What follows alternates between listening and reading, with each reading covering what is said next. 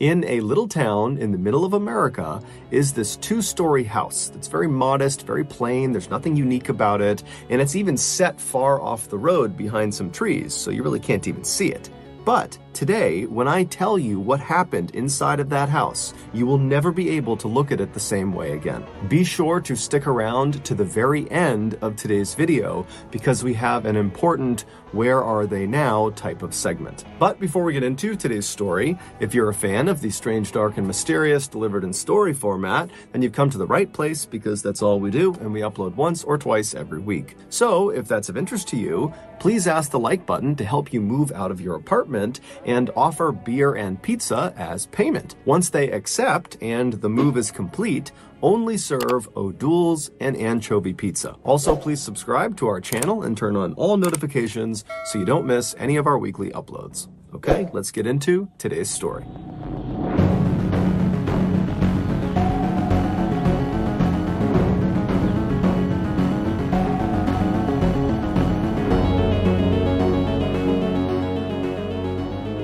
Located in the middle of America is a little town called Hartford, Wisconsin. Downtown, they have the biggest automobile museum in all of Wisconsin.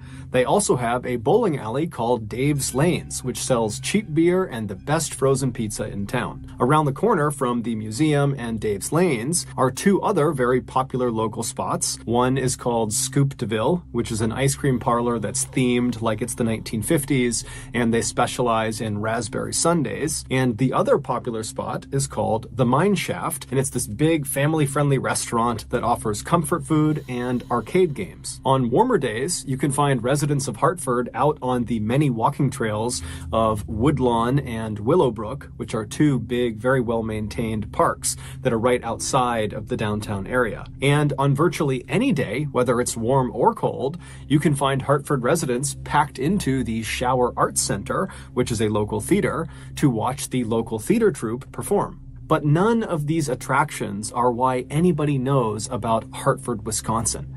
The reason we know about Hartford, Wisconsin is because of Jessie Blodgett. Jessie Blodgett was a miracle. She was born just outside of Atlanta, Georgia in 1994 to her loving parents, Buck and Joy Blodgett. And Buck and Joy, for the longest time, they couldn't have kids. In fact, they were kind of adjusting to their reality that they would not be able to have biological children when Joy discovered she was pregnant. The couple couldn't believe it. It was like the most incredible thing that either of them had ever experienced. Joy would give birth to Jessie at home with no drugs, no doctors, just Buck, his mom, and a midwife. And when little Jessie poked her head into the world for the first time, Buck and Joy fell instantly in love with her. Not long after Jessie's birth, the Blodgett family would leave Atlanta, Georgia, and move to Hartford, Wisconsin. And it was there, inside of their modest two-story home, about 5 minutes drive from the downtown, that Jessie would grow up. And it was also inside of that modest two-story home where many years later, Jessie would come face to face with a monster. Jessie was always someone the other kids looked up to. She was a brilliant musician who could sing and she could play the piano and the violin. One of her very close friends growing up, a girl named Jacqueline Knights, said that whenever she went over to Jessie's house, she would walk in and have to yell at the top of her lungs just to get Jessie's attention because Jessie was permanently playing the piano. But Jessie's musical talents were not the only reason people were attracted to her. From a young age, Jessie became outraged by bullying and unfairness of any kind. And so very quickly, she developed a very strong moral compass. She became a fierce defender of animal rights, environmentalism, sustainability, social justice, and ultimately ending violence against women. By the time she graduated from high school in 2012, Jessie had become very popular amongst her peers and also amongst teachers and parents. Jessie just came off as someone who was wise beyond her years. Jessie always talked about wanting to change the world, and after high school, she kind of figured out how she was going to do that. She decided she would study to become a choir director for either a university or a high school, because through that role, she would be able to teach and mentor upwards of 100 young lives every single year. So in the fall of 2012, Jessie would leave Hartford and head off to the University University of Wisconsin in Milwaukee, which is about an hour southeast of Hartford. And there she would enroll in their musical education program. And during that first year at the school, Jessie did so well in that program that she was offered a talent scholarship for the following year. After wrapping up her incredibly successful freshman year in college, Jessie came back to Hartford, Wisconsin to live with her parents for the summer. Now, unlike other college kids that were back home for the summer, Jessie was not treating this break like it was a vacation. Instead, she decided she would just jump right into her musical education career. And so as soon as she got home, she started her own business, teaching voice and piano and violin to kids in Hartford. And within weeks of starting this brand new business, she had over 25 kids signed up. When Jessie wasn't teaching that summer, she was often writing original music with her friend Dan Bartelt, who was also a very talented local musician. Or when she wasn't doing that, she was rehearsing at the Shower Arts Center, where that summer she had auditioned for and landed a central role in that summer's musical, The Fiddler on the Roof. Jessie was the fiddler, and she was very excited about this. The musical opened to a packed house on Friday, July 12th at 7:30 p.m., and Jessie and the rest of her cast were incredible. And then the next night, July 13th, Saturday, they had another big performance at 7:30 as well. And then on Sunday, July 14th, they had a matinee performance at 2 p.m. After that matinee, Jessie and the rest of her castmates headed off to another cast member's house who had a pool, and they had a big pool party to celebrate the end of their opening weekend. And during this party, Jessie spent half of her time sitting around the pool with her castmates, and the other half of the time she spent petting llamas that were in a nearby field. Jessie would finally leave the party and get back to her parents' house sometime after midnight, and when she went inside, her mother, Joy, was still awake. And so when Joy heard her daughter, she came out to the front of the house, and she was getting ready to ask Jessie, how was the party, when she noticed right away that something was off about Jessie. She looked upset about something. And so Joy asked her, are you okay? And so Jessie looked like she was about to maybe go into a lengthy explanation about why she was feeling the way she was feeling, but ultimately Jessie just kind of stopped herself, and in a tone that was less upset and more just annoyed, she would tell her mom, the guys in the cast, there are these two older guys that were kind of hitting on me, and those are my friends, and I felt like they were crossing the line, and it was just totally uncomfortable. And so Joy began asking some follow-up questions to get a sense of, how serious this was, and it just seemed like it wasn't that serious. And pretty quickly, the two women said goodnight to each other, and they both retired to their rooms to go to bed. The next morning, Buck and Joy got up fairly early, around 7 a.m., and Jessie, she stayed in bed because her only commitment that day was a lesson she was teaching one of her students at around noon, and they'd be coming by the house for that lesson. And so her parents knew she was sleeping in, and so Buck and Joy, they're kind of going about their morning routine.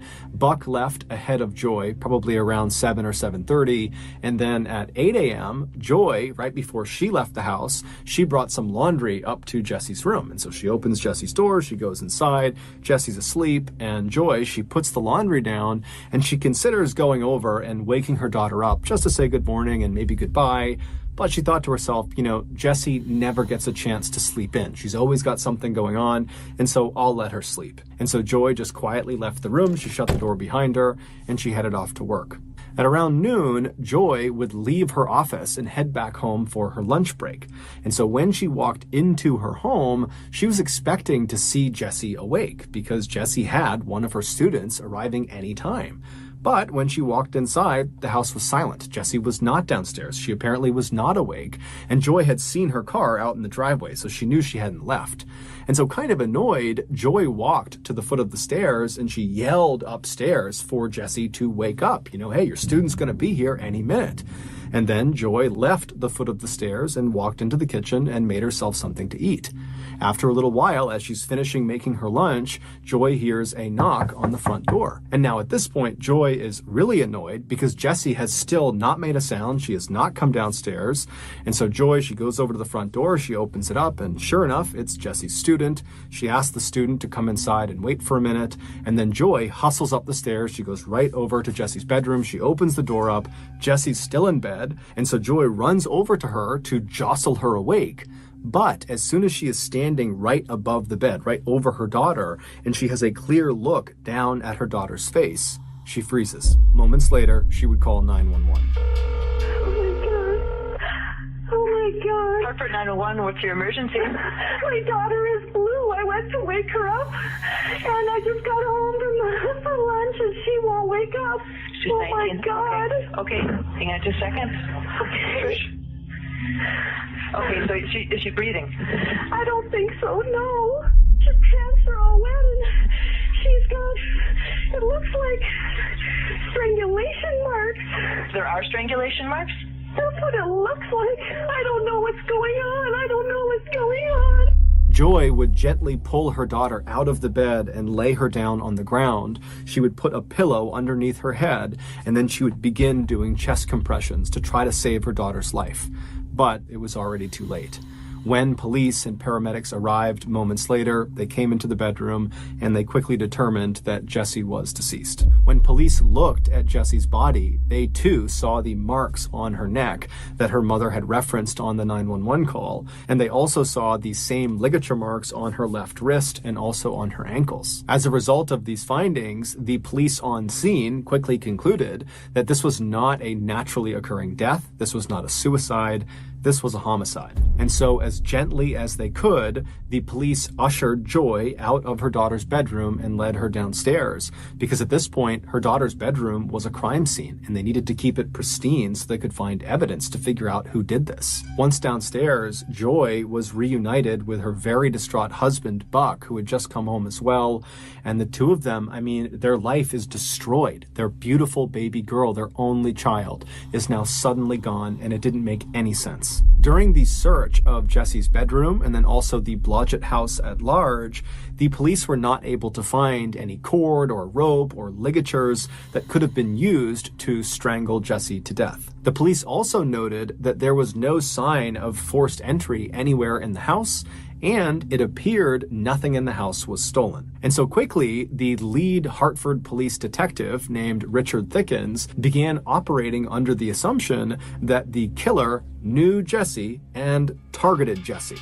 That they would have known where she was in the house, they knew how to get in the house, and they went straight for her, they killed her, and they left. When Detective Thickens spoke with Buck and Joy just hours after they had discovered their daughter dead, he asked them if they had any idea who would want to hurt their daughter. And at first, the parents said, no, we don't know anyone. But after some more prodding, Buck would say, well, you know, recently there were some tree limb cutters that were cutting limbs right outside of Jessie's bedroom window. And so maybe they looked in and they saw a teenage girl who was all alone, and they came in and they attacked her. And then Buck also said that in addition to teaching music that summer, Jessie had picked up a few hours working at a restaurant down the road.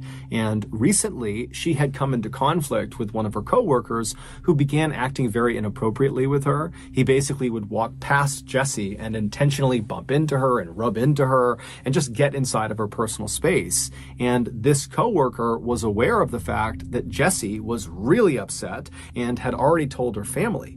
And so perhaps this coworker was disgruntled and was seeking revenge. Also, Joy would point out to the detective that the night before, when Jessie came home, she had seemed really upset about something. She had said it was about these two guys that, were hitting on her at the party, and it made her uncomfortable. But Joy and Jessie didn't really get into it. So there was something obviously on her mind the night that she was killed. Following this discussion, Detective Thickens would go out and track down those tree trimmers. He would also track down the co-worker at the restaurant, and he discovered that they had rock-solid alibis and they were ruled out as suspects. As for the two older guys, the cast members from the pool party that had made Jessie uncomfortable, Detective Thickens found them, and he very quickly ruled out one of them, but he was not able to rule out the other. His name was Randy Talley. When Detective Thickens spoke to Randy on July 15th, the day that Jessie was found, Randy would deny having anything to do with Jessie's death. When Detective Thickens asked him, where were you the night before after the cast party? Where'd you go?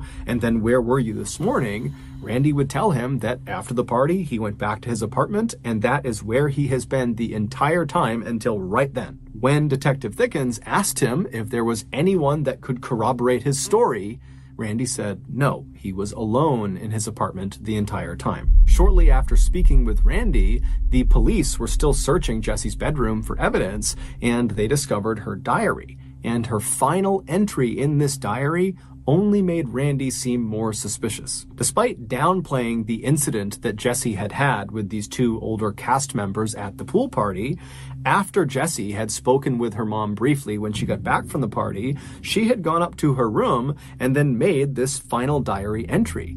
And in it, she talks about being really upset about what these two guys had done to her. She said that these two guys were corrupting her and that they were taking what should be platonic love and perverting it into a competition. Her closing lines seemed to indicate that she might have been expecting some sort of future confrontation with these two guys. The lines read, "I am not helpless. I will recognize problems and confront them without fear. God be with me." Between Randy's lack of an alibi and then Jesse's kind of ominous final message that seemed to be talking about Randy, Randy quickly became the primary suspect in this murder investigation. But Randy's cell phone records indicated that he had not had any interaction, no calls, no text messages with Jessie leading up to her death. And around the time in the morning of July 15th, when she would have been killed, Randy's cell phone was in his apartment, far away from Jessie's house. And so while this didn't definitively mean that Randy could not have killed Jessie because he could have just left his cell phone at his apartment when he carried out the attack, what it did mean was there wasn't any real evidence to support the idea that Randy killed Jessie. And so the Hartford police had to go back to the drawing board and try to find new leads to chase down. And on July 16th, just 24 hours after Jessie was discovered, the police would get a huge lead.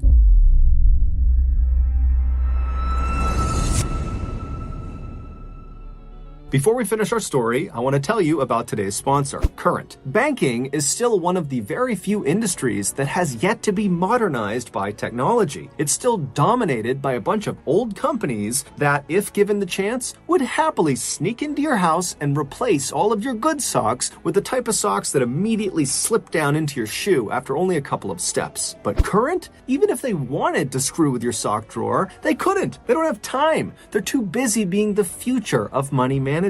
Current was built from the ground up with you in mind. They want you to get your money faster, move your money faster, and they give you tools to help you save your money better than ever. With Current, there are a bunch of perks, such as you can expect to get your paycheck 2 days earlier, you won't be charged overdraft fees up to $200, and there are no minimum balance fees. Also, Current's savings plan is one of the best available. It's just called Interest, and it offers a massive 4% APY, which in layman's terms means it will generate you 60 times more money than the American national average. So go download Current with my code MrBallenMoney and then request $500 from my Current tag, which is just Mr. Ballen, and include in your request your best like button gag. I will choose which ones I like the most, and I will pay those people $500, and we will feature some of the best suggestions in our next Current sponsored video. Again, the code is MrBallenMoney. Go download Current today. Okay, back to the story.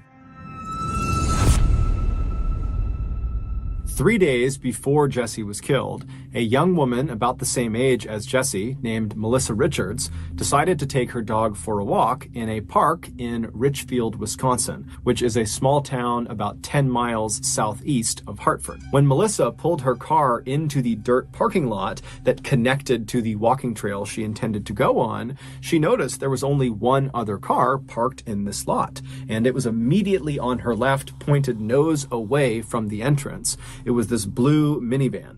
And so as she's driving in, she looked over at it and she noticed the driver had their legs poking out of the driver's side window as if they were laying down across the front seats. And so this didn't really matter to Melissa, but she definitely took note of this person in this van. And so she drives past the blue van on her left. She drives all the way across to the other side of the dirt lot. She parks her car, she hops out, she gets her little dog Remy out of the car, and then she walks away from the parking lot and heads onto the walking trail into the woods. The trail that she was walking on was basically a big loop that ended at the entrance to the dirt parking lot. And so when she was done with her walk, she would be walking directly across the entire parking lot, which would mean she would be walking on foot past that blue minivan if it was still there when she was done. And so Melissa does a 30-minute loop. She gets all the way around and she reaches the entrance to the parking lot, and she sees the blue minivan is still parked where it was, except the driver no longer has their feet poking out of the window. Now she can't see if there's anybody in the van at all. And so Melissa, again, she's not really thinking about this. It's crossing her mind, but she's not on edge about this van. And so she lets go of the leash of Remy, and Remy starts running to the car, and Melissa pulls out her key fob and she opens up the trunk to the car. And so Remy runs over, he leaps into the car, and then Melissa just continues to walk across the lot towards her vehicle. And when Melissa walks just far enough that she is past the blue minivan, she turns to look at it and she sees the person who had been sticking their legs out of the window, the driver, is now sitting in the passenger seat of the blue minivan. The door is open and this person is sitting there staring at Melissa. And so Melissa, she makes quick eye contact with this person and immediately averts her gaze. She doesn't want to be rude, and she just keeps on walking towards her vehicle. But again, she's not worried about what's happening with this van. She's just aware of this person and this van. But after averting her gaze, she hears the sound of someone running towards her from behind. And so she whips her head around and she sees the same person who was sitting in the passenger seat, the driver of this van, has run up to her. And as soon as she turned around to face this person, they came to a complete stop and they were just staring directly at Melissa. They were only about 10 feet apart. And Melissa kind of reflexively said, "Oh, you scared me." And then Melissa just turned her back on this person and continued walking towards her vehicle. And after taking only a couple of steps, once again, she heard the sound of this person behind her start running towards her. And immediately she whips her head around again and again. This person comes to an abrupt stop as soon as Melissa's looking at them. Except now Melissa knows something's not right. And worst of all, she looks down and in this person's right hand by their hip is a knife. A split second later, this person charges Melissa. They tackle Melissa to the ground. Melissa smashes down onto her stomach and she's pinned on her stomach. And this person, they attempt to stab Melissa, but Melissa fights back like mad. She turns over and she grabs the blade of the knife and she wrestles it away from her attacker, and she pulls the knife under her body and she puts it under all of her weight. And the attacker is so surprised that this has happened, they actually stop for a second before kind of reaching down and trying to yank the knife out from underneath Melissa, but Melissa is not letting it go. And so finally the attacker just kind of sits up on her back and says, "Can I just go?" And Melissa says, "No." But at that exact moment, the attacker leapt up and started running back towards the blue minivan. And so Melissa, she's not waiting around to see what they're going to do. And so she jumps up. She's still got the knife in her hand. Her hands are completely ruined. Melissa runs to her car. She leaps inside. She throws the bloody knife onto the floorboard of the passenger seat.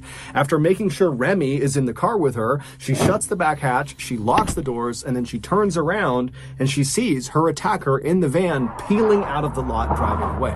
And so Melissa is relieved, but she also just wants to get the heck away from where she is right now. She's totally alone. And so she fires up her car and she drives to the hospital. After getting 15 stitches to repair the 3 very deep cuts in her hands, Melissa was transferred to a recovery room where a man named Joel Klossing, who was a detective with the Washington County Sheriff Department, he came into the room and he took down Melissa's statement. Now, Melissa was very shaken up about what had just happened. She had no idea who this person was, why they attacked her. But despite being shaken up, Melissa had the most incredible memory of the event. She knew exactly what her attacker looked like, all the little details, and she knew everything about the vehicle, to include the fact that she knew it was a Dodge Caravan minivan. So she knew the exact type of car, and she guessed it was probably from the years 2000 to 2002.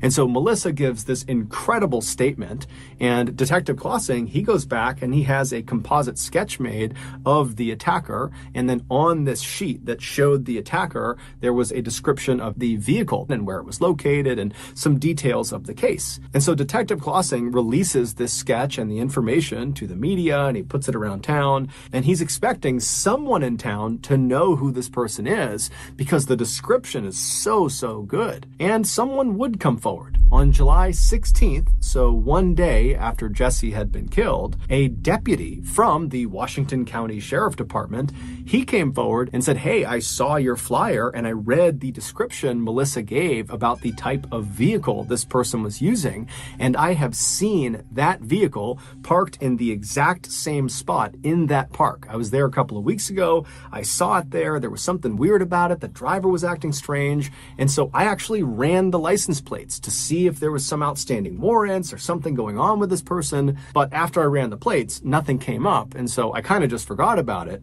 But now I've read this description and I'm pretty convinced it's the same exact vehicle. And so I can pull those plates that I ran and we can see who owned that vehicle, and maybe it's a match." And so the deputy, he pulls up the information that he had pulled from the license plates of the van he had seen a couple of weeks earlier. And when they looked at the owner of that minivan, there was just no way they matched the description that Melissa gave. It just could not be the same person. And so briefly, Detective Klossing and the deputy believed that, okay, it was just some big coincidence that a very similar blue minivan was parked in the exact same spot a couple of weeks apart.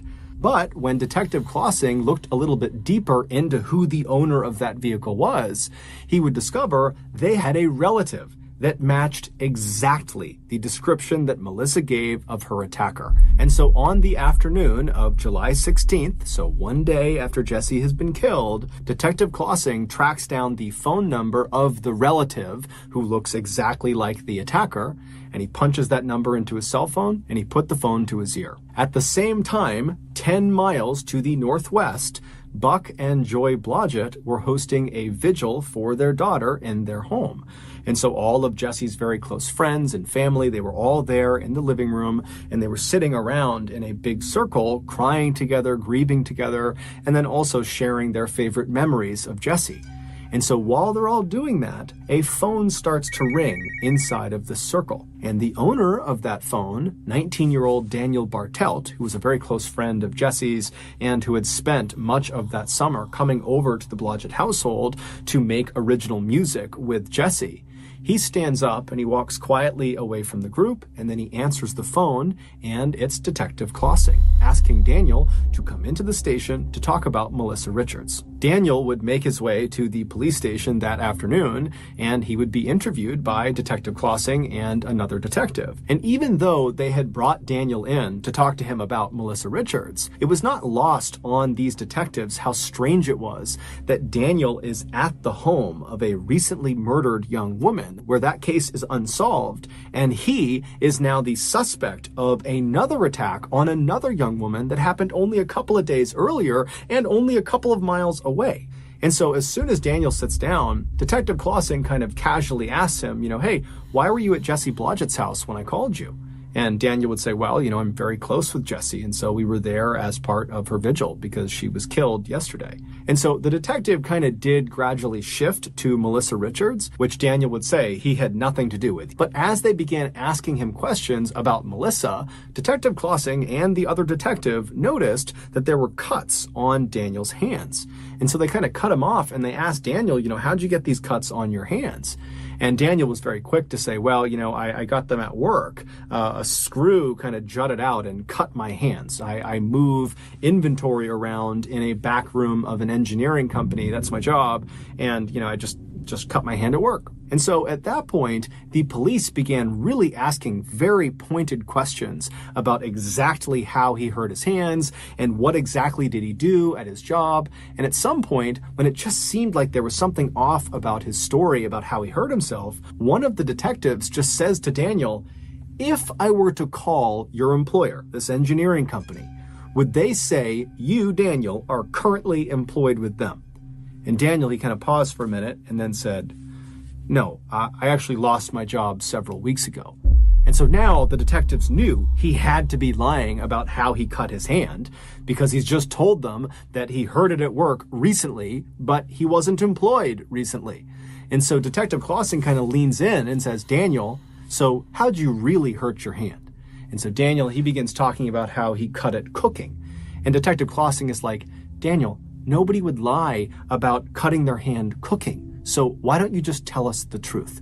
And amazingly, Daniel would. He would admit, after some serious pressure, that he hurt himself attacking Melissa Richards. He told detectives that after he lost his job a few weeks earlier, he didn't want his parents to know he had lost his job, and so he had just continued getting up early and leaving the house and coming back later in the day, kind of acting like he had been at work all day, when in reality, all he was doing was driving around town and sometimes going to parks and just sitting in parking spots in parks.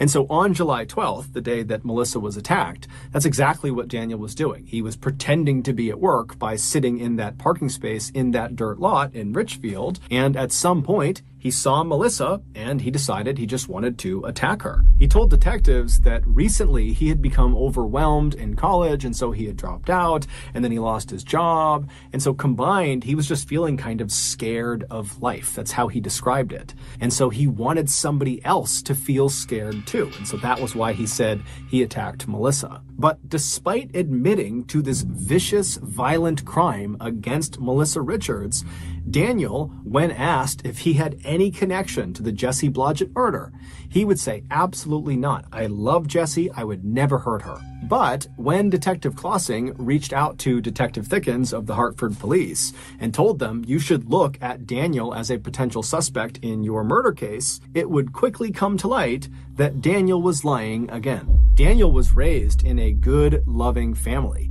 He was extremely smart, straight-A student. He was an incredible musician, and he was really well respected by his peers and even by his teachers and other instructors. I mean, this was a kid who had everything going for him. But something went wrong with Daniel, and no one knows exactly why. Shortly before he attacked Melissa, Daniel had become obsessed with killing and death and murder. His internet search history shows that he spent a lot of time looking for actual snuff videos online. Those are videos of actual murder.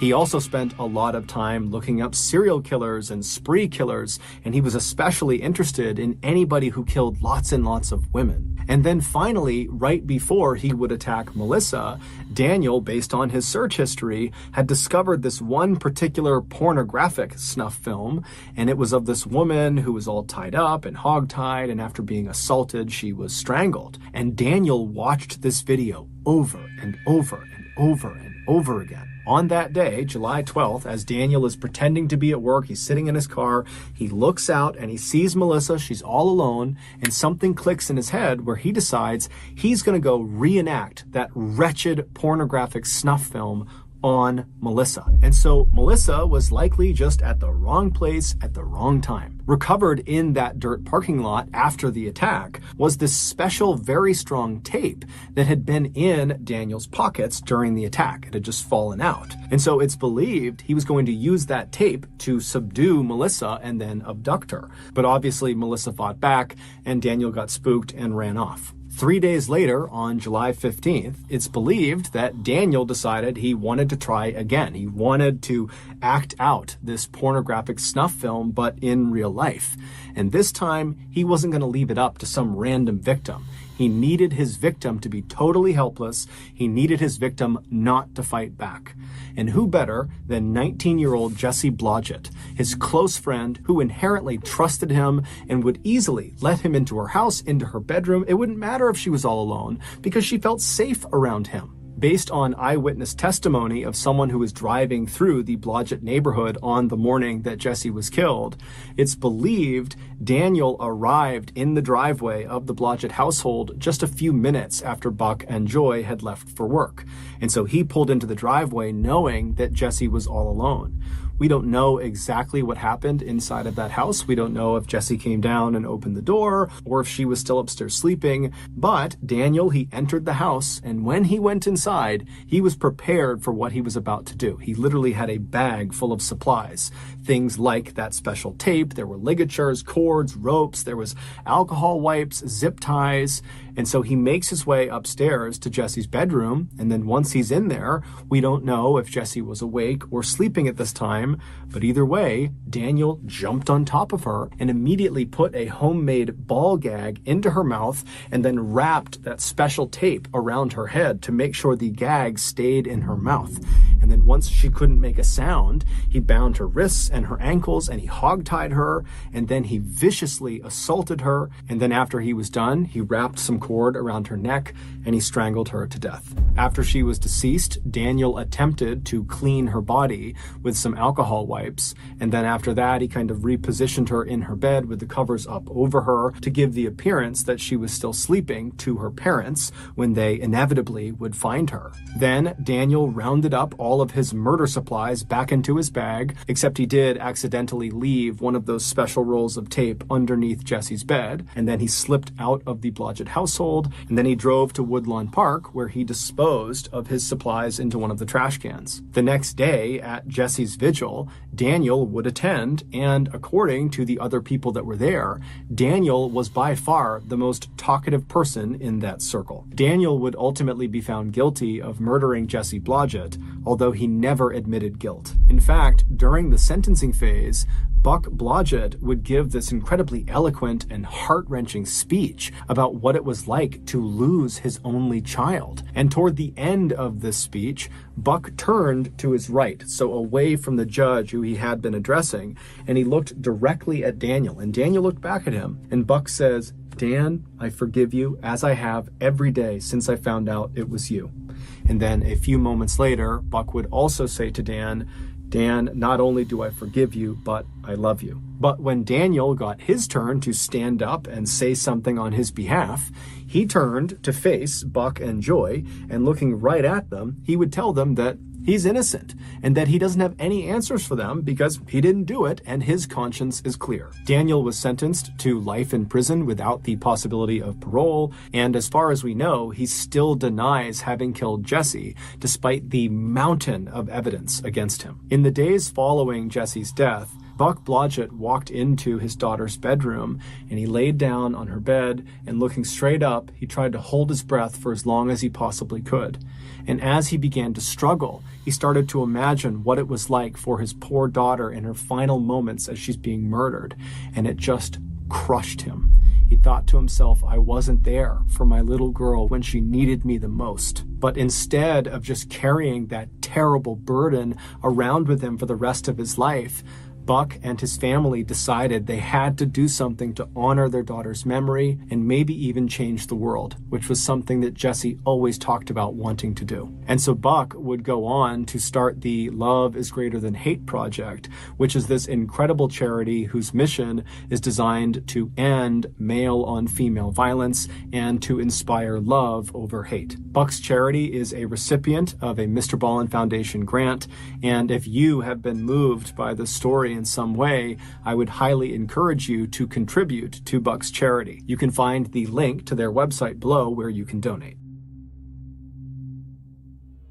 So that's going to do it. If you got something out of today's episode and you haven't done this already, please ask the like button to help you move out of your apartment and offer to pay them in beer and pizza. When they accept and the move is complete, only serve O'Doul's and anchovy pizza. Also, please subscribe to our channel and turn on all notifications so you don't miss any of our weekly 1 or 2 video uploads. We now have a podcast called the MrBallen Podcast that puts out brand new, never before heard podcast exclusive stories on Monday mornings, and then on Thursday morning we will re-upload popular YouTube audios that have been remastered. Again, it's just called the MrBallen Podcast, and it's available on Spotify, Amazon, Apple Podcasts, basically anywhere you find podcasts, you can find this one. We also have 2 additional YouTube channels. One is called MrBallen Shorts, and the other is called MrBallen en Español. We also put out near daily content on our Facebook and Snapchat channels, which are just called MrBallen. And if you want to get in touch with me, please follow me on any major social media platform.